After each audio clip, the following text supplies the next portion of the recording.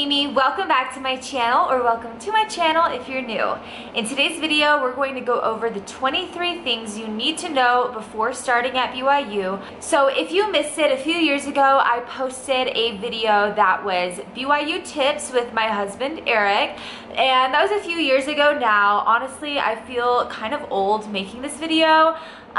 Just because I'm graduated. I graduated last year, and mostly because I'm married. I feel like that makes me feel a lot older, especially imagining like BYU freshmen watching this video. Like, I'm so old. So I hope that you can still take something from this video. I know that BYU is starting very soon, and hopefully this advice will stay relevant for future years as well. But I loved my experience at BYU. I actually was a transfer student, so I went to the University of Utah in Salt Lake for 2 years, and then I transferred down to BYU, and that's where I finished up and graduated from. I was a communications major. My emphasis was communication studies. So that's just a little bit about my experience before getting into these tips. These are from my personal experience and also from the experience of some of my followers over on Instagram. I was asking, just trying to get a bunch of advice for all of you. So I asked my followers on Instagram who are current BYU students or alumni. Also, I went to BYU Provo. Just so you know, I feel like, I don't know, maybe this is just me. Well, I've heard a couple other people talk about it too, but this is like totally pretentious and I don't think this is good. But I just feel like when I hear someone say that they went to BYU, I assume Provo because it's just BYU. Like, I feel like people don't really say BYU Provo. They just say BYU, and like the default is Provo, but then there's BYU Idaho or like BYU Hawaii. That's hopefully I want to give like more of like the inside scoop in this video, because in my other BYU tips video, I feel like some of the advice is more general. But if you haven't watched that, I would definitely recommend going and watching it. I think there are some really good tips in it. Just so you know, my eyebrows were really like, they're a lot better now than they were then. I was going through a phase, but you know what? This life is about growth. So just be warned if you go back to that video. By the way, if you are new to my channel, if this is the first time that you're seeing me, I love to make videos all about LDS news, doctrine, and culture. So if you're interested in any of those topics, be sure to subscribe. I also post like a lot of LDS centered posts on my Instagram, as well as modest fashion ideas. So I'd love to connect with you over there as well. Oh my gosh, that was the longest intro ever. But with that all said, let's just get into the 23 things you need to know before starting at BYU. First things first, you don't need to be best friends with your roommate. I know I talked about this a little bit in my previous BYU tips video, but I just wanted to really emphasize this. I feel like in the movies and like on TV, you like see like you're like best friends with your roommate, or like you decide to move in with your best friend, but like in reality, you just need to have a good cordial relationship with your roommate. I actually feel like in some situations, it's better to not live with your best friends. At least for me, I feel like it was just a little bit too much living with my best friend. The second thing you should know is all about making friends. There are so many different ways to make friends at school, but you have to be willing to put yourself out there. You have to be willing to join clubs. It's actually free to join clubs if you're a freshman, and it is totally okay to go in by yourself. Like, I feel like there are some situations where you want to go to things with your friend, like a party, for example. It's much easier to go with somebody than just like try to meet people there, because you will meet people at parties, you can, but it's better to like go with somebody. Same thing for church. I would say definitely it's better to go, like if you could go with a group of your roommates or people from your hall to your YSA ward, I would definitely recommend that until you meet other people that you are going to be closer with, if that makes sense. But there are some things that I think you should go with people to. I'm not going to be one of those people that's like, oh, just go by yourself, because that is scary. But I feel like clubs are a good one that you can totally go by yourself and meet people there, because those are people specifically there to meet meet friends, like you have to remember as freshmen, everyone's in the same place. So don't be afraid to go by yourself to clubs, especially because you have similar interests. Same thing with taking fun classes. You should definitely plan on taking fun classes, at least one per semester if possible. And by fun classes, I mean like bowling, or like I did racquetball and I did Zumba. I did power Zumba, I guess, which is like, or I think they call it like strong Zumba. It was so fun. And in those types of classes, like when I was at the U, I took theater, and like those are the best classes to make friends that last outside of the classroom, besides major classes. But I feel like in my freshman year, I just expected to like make friends with people in my classes, like in my math class or like in other generals, and that didn't really happen. I don't know, I guess because like in the fun classes, you're basically like hanging out with them the whole time. It's not like you're sitting in a lecture and you're near them. And fun classes are totally like, you can take it with someone you know already, but I feel like I would recommend taking them by yourself because it is a really good way to meet people. And there are so many fun options that you can look into. The third thing you should know is that everyone gets a rock pass, basically. I mean, I know they're expensive, but if possible, I would definitely recommend getting a rock pass. You can go especially to the football games. I'm speaking more from my experience at the U. I remember when I was a freshman, I was like not sure if people really got them, but people do. And then if you are not able to get one, there is a Facebook group. I think it's called like Rock Pass Exchange, something along those lines. And that's if someone is like not able to make it to one of the games, you can buy their pass off them for the night so that you can use it. And usually it's cheap, like, I don't know, like 10 bucks or so. And then you are still able to go to the games. But if you want to go to like, especially like some of the bigger games, usually people don't really miss those. So I would definitely recommend getting one if you can. I think number 4 is to take advantage of the more fun and like unknown restaurants on campus. So like everyone knows at the Wilk, there's like whatever, like Taco Bell and like Aloha Plate and all those places. That's not what I'm talking about. I'm talking about like the MOA Cafe. So the MOA is the Museum of Art on campus, and they have a really cute like cafe. I think it's upstairs. Yeah, and there's like that cool rainbow thing. You guys will know what I'm talking about when you go. So that's a super fun place. And then there's also the Sky Room, which is way up in the top floor in the Wilk. And so that is like a buffet. The food is actually so good and the desserts are so good. Like just go for the desserts. And I know if you have a dining, like a food plan, whatever, you can use it there. So really fun for like more special events. It's on the nicer side, but definitely check out, especially the Sky Room. I'd always go like on my birthday or my husband's birthday. We would go and eat there for lunch, and it is such a fun place. And I feel like not a lot of people really know about it.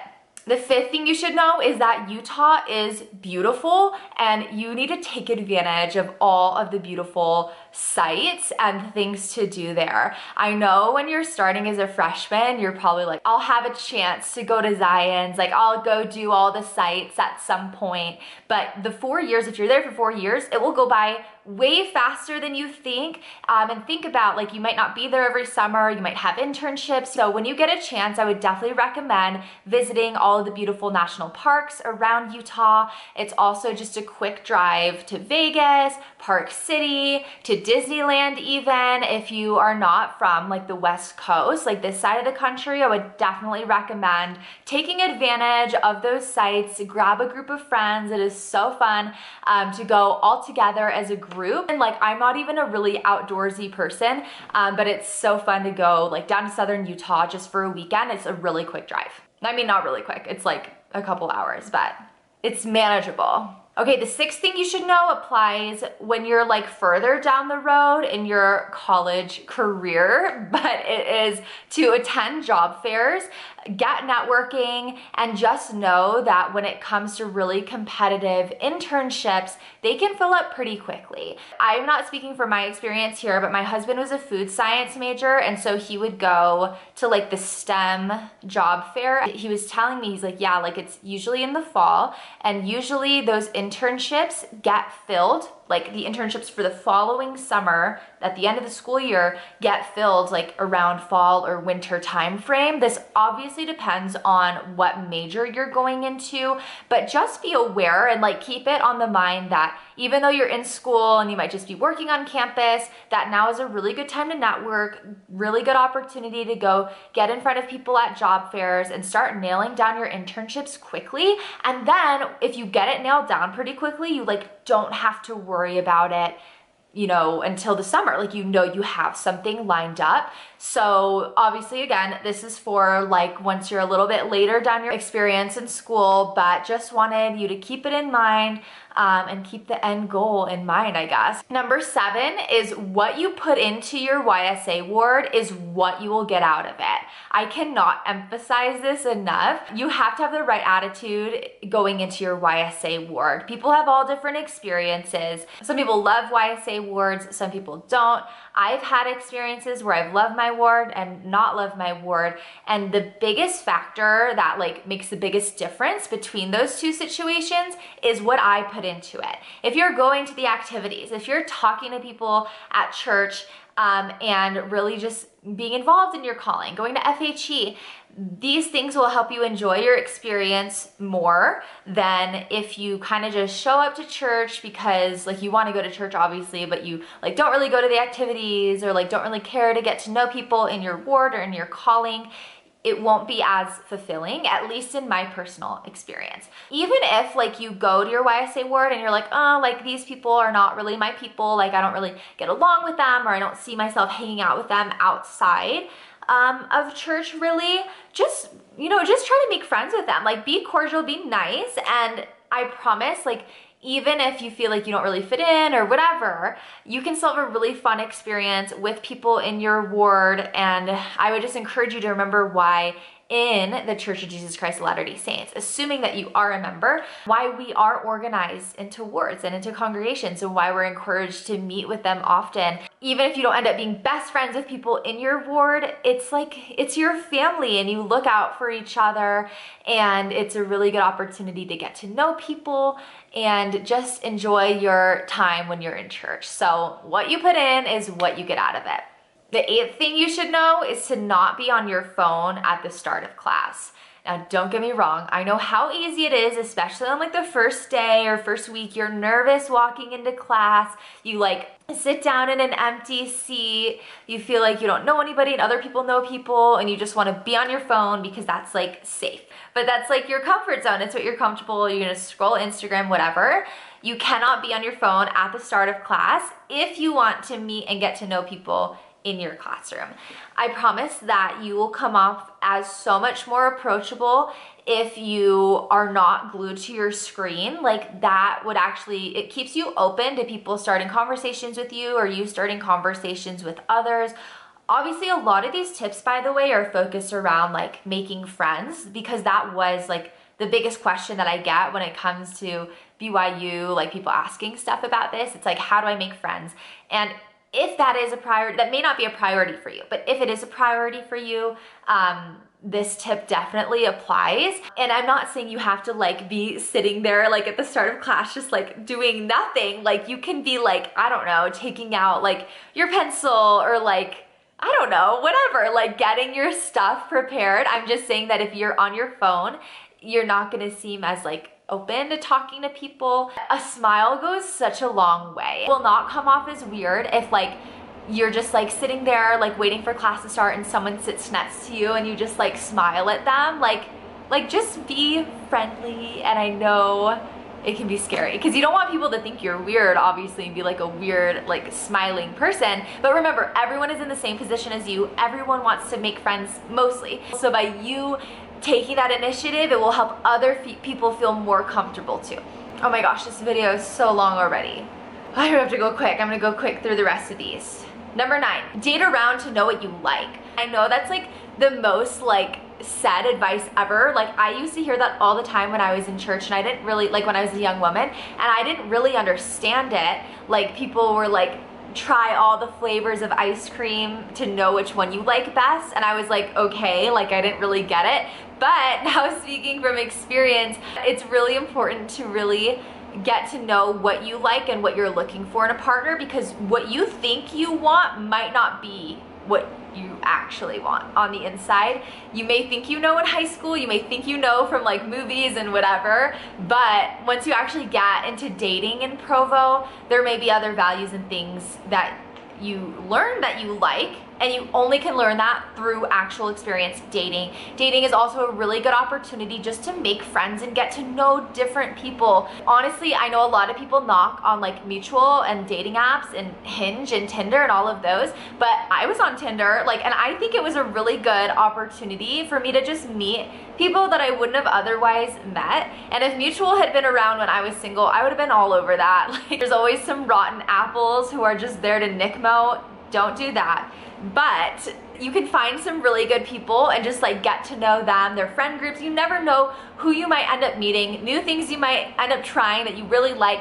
So just be open-minded and have fun with it. Don't put too much pressure on dating because it just makes it uncomfortable for everybody. Number 10, get organized for your classes. Get a paper planner. This is what I would do at the start of every semester. I would get all of my syllabi and I would get all my due dates for this semester and I would write them down in my planner. It's important to use a paper one instead of just your phone because it's easier to look ahead and see what's coming up. Like, you never want to be the kid in class where the teacher's like, okay, yeah, this is due next week, and you're like, what is that? Like, what is due next week? And have no idea what they're talking about.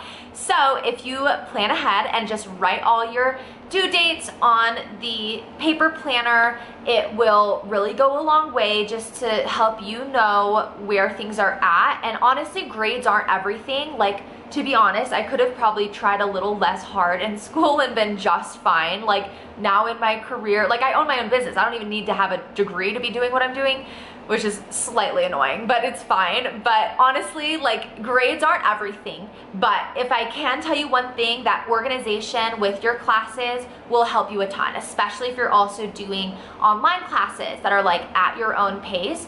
Having that organization down will make a huge difference. Number 11, the dress code is really legit. If you have like some scruff or I don't know, some other violation of the dress code, they won't let you in like to the testing center.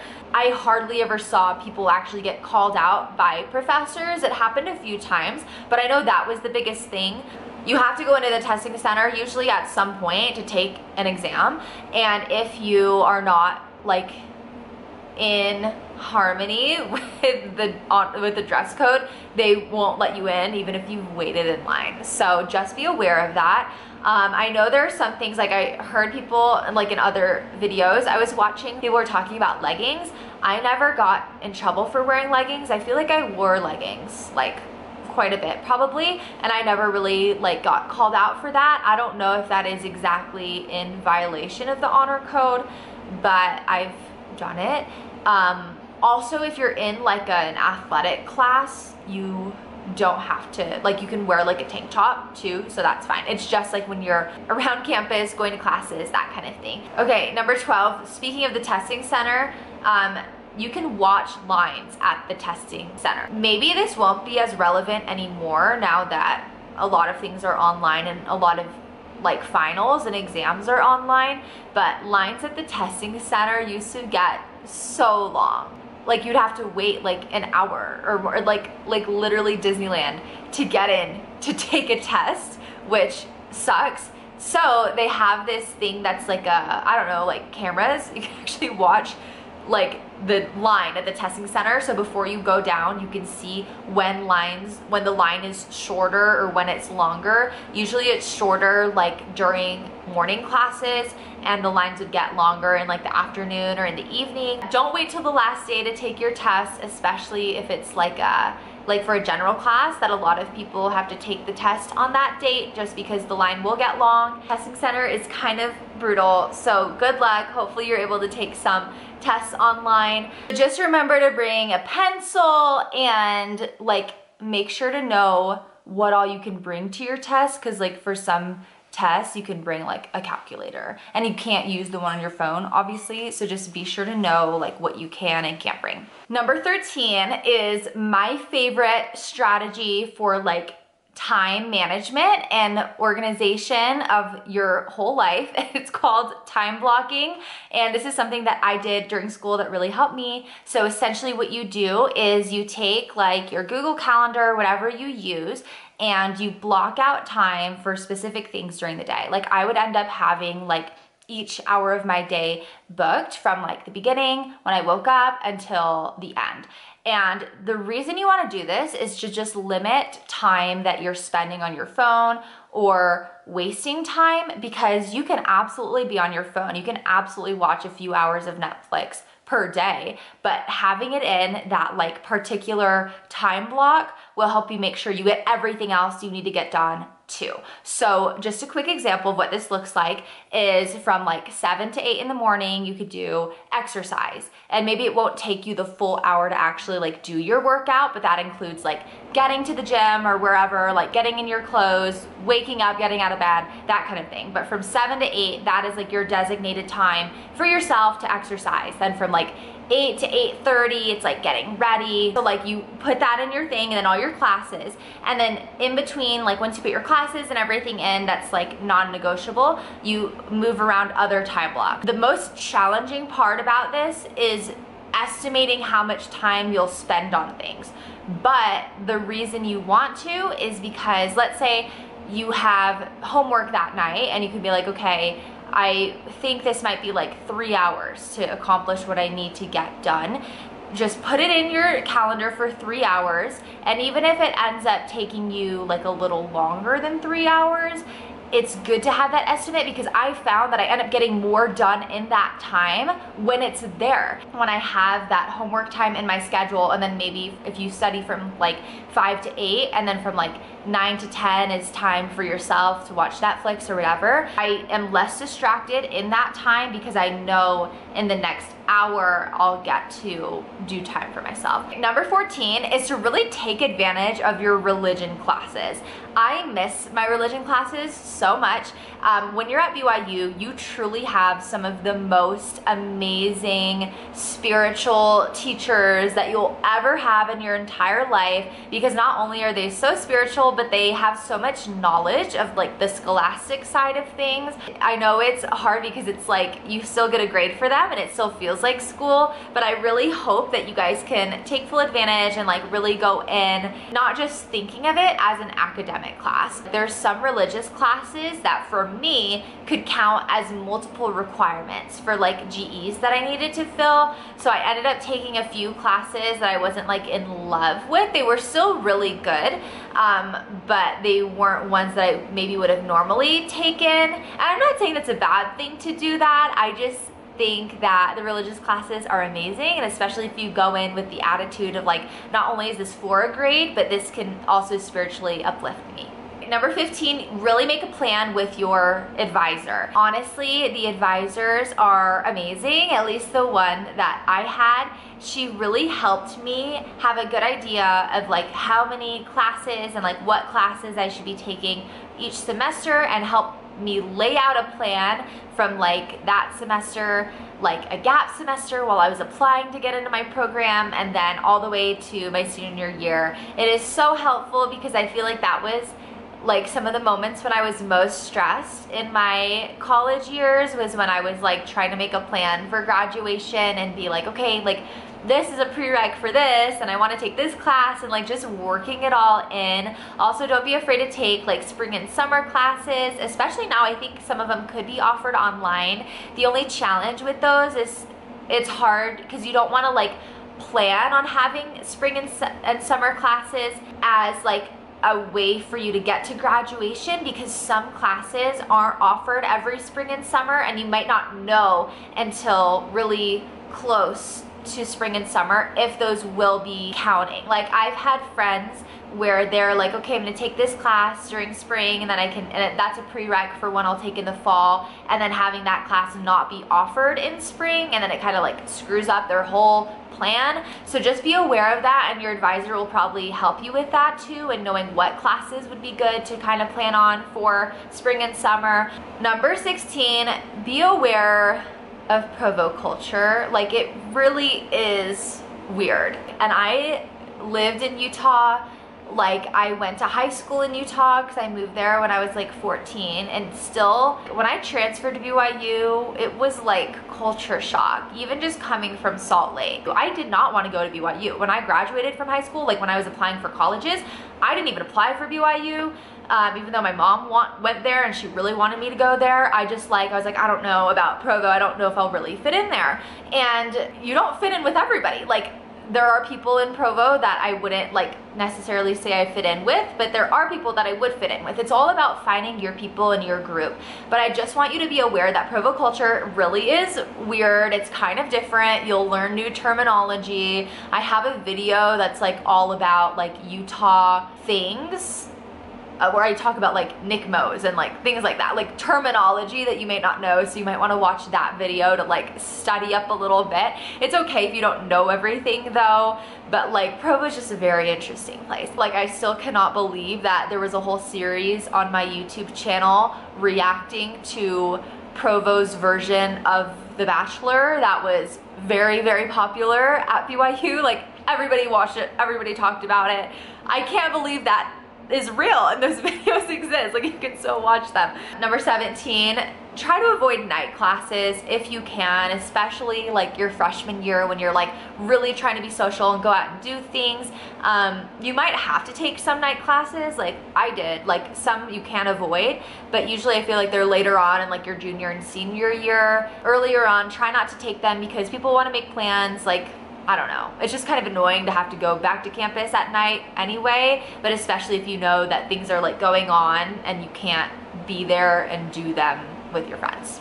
Number 18, this is a piece of advice that I hear a lot. This isn't from my personal experience, but it's don't date people in your ward. I can see how that can get messy. That's just something I hear a lot. I don't know. I feel like I do meet a lot of people though who like meet in their YSA ward, but I feel like it's same thing with like, people could say that about like, don't date your coworkers. Well, you should probably not do that anyway. That's how my husband and I met at work, but like, or like, don't date people like in your close friend group, or don't date people in your classes. I think the big thing is just that like, it could be awkward if things don't work out, but if it's like your person, like, I don't know, I feel like if it's meant to be, it will be. So some people say not to date people in your ward, so just be aware of that. But I think that love can prevail, and if it's the right person for you, then why not? I say go for it. Number 19 is about praying in classes. This is just something you should know about BYU. You won't pray at the start of every single one of your classes. I would say at the start of every religious class, for sure. And then some teachers just do pray in classes. I think it just is up to the teacher or professor, but just be aware of that. I thought it was like a little weird, like especially when I transferred, because I was already going to school at the U, and then I came down to BYU and we're like praying at the beginning of my communications class, which I personally love. And some professors will just like call in people randomly, and you have to like go up to them to tell them if you don't want to pray, like if you're not comfortable praying in class. So anyway, just something to be aware of so that doesn't surprise you. Number 20, find a flexible job. I feel like a lot of people I knew worked on campus just because they have like certain hour limits. If you are in finals or whatever, they like are more understanding of that, and you can only work a certain amount of hours during the semester. So if you do need to work while you're going to school, on campus is a really good option, or just find some other kind of flexible job. I never worked on campus, but I worked a position where I could create my own schedule, so that worked out for me. But definitely you don't want to have to worry like about working a crazy amount while you're going to school, especially in your beginning years. Later when I was in school, I did end up working like almost full-time while I was a student, and it is very stressful just because I feel like, because I work at like a corporate job and they are not as understanding with school stuff. So definitely in your first few years, I would recommend working on campus. And there's so many options. There's like on-campus job boards that you can look into, and it's really nice to just be able to work, because my husband worked on campus, like going from class. Like sometimes his classes would be in his same building that he worked in. It's just really easy to pop over there. Number 21 is to not tie your grades how many people you're dating, your friends, your popularity. Don't tie any of that to your worth. In high school, if you got into BYU, you probably had really good grades, and that was like, I don't know about you, but for me, that was like a personality trait. I was like, I'm good at school. Like that was just something about me. But the thing is, if you tie any of those temporary factors to your self-worth, like they are temporary. They will go up and down. There will be times maybe where you're going on a ton of dates, and then times where you feel like nobody is interested in you. That is okay, because your self-worth needs to be connected with God. And that is the best way to stay positive and steady with things. And that is the only thing that matters at the end of the day. I know it's way easier said than done, but I would really, really encourage you to get tight with Heavenly Father and like really work on strengthening that relationship, even when you're really busy with school and friends and dating and everything else that goes along with being a college student. It's really important to remember what really matters and not be too hard on yourself when it comes to some of those temporary things. Try not to compare yourself. I think this was actually the next tip. Let me just make sure. So this was another tip I'm gonna skip ahead, which is don't compare your journey to other people's. You may feel like you're the only girl in Provo that is not going on dates every weekend, and I can assure you, you're not. There are other people who feel just the same way you do, and guess what? You are not in a race. You're not in a competition. Attention from boys is not something to be won or earned. Dating is like when you meet the person that you're supposed to be with, you meet them. It's like you never know when it's going to happen for you. Please don't compare your journey with other people's. Some people end up getting engaged their freshman year. Some people graduate having never had a boyfriend and end up getting married once they've graduated. And that is okay. Everyone's on a different path, and that path is the one that's right for them, that God intended for them. So I know it can be difficult to not compare yourself with other people, but I would challenge you to, if you do feel like you're in that place where you feel like you're being really competitive and comparing yourself with others, just focus on your relationship with God, and that is the best thing that you can do in that situation. Next tip is don't change yourself to fit in with other people. I kind of talked about this briefly, but this was like the most repeated advice that I heard from current BYU students and alum. Don't feel like you have to change yourself to fit in with who you think a BYU student should be. Even if you feel like you're not making a ton of friends initially, like when you start school, that's okay. Like you don't have to make your best friends and find your friend group immediately. You may not find them until like a couple semesters down the road.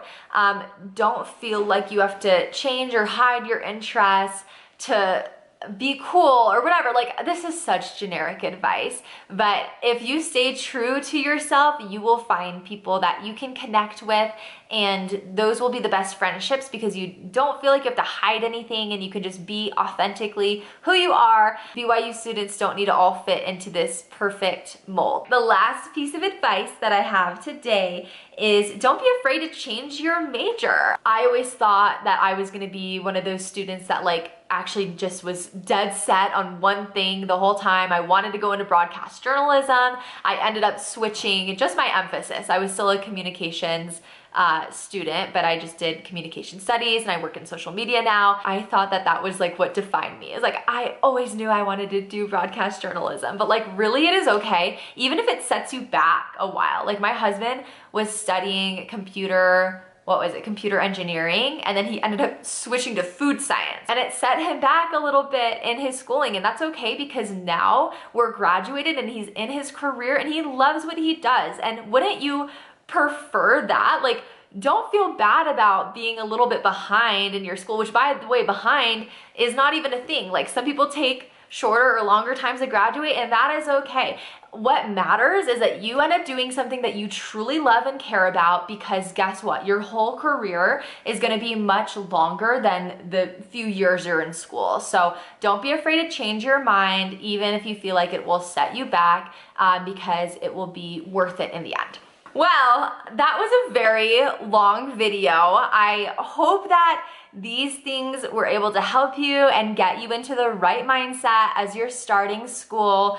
Honestly, your years at BYU are going to be years that you will never forget, so I hope you cherish every moment. I hope you enjoyed this video. If you have any further questions or need advice or want to talk about anything, my DMs are always open, so feel free to DM me on Instagram. If you are interested in seeing more LDS related content like this, don't forget to subscribe to my channel and give this video a thumbs up if it was helpful to you. Thanks again for watching, and I'll see you guys hopefully in my next video. Bye.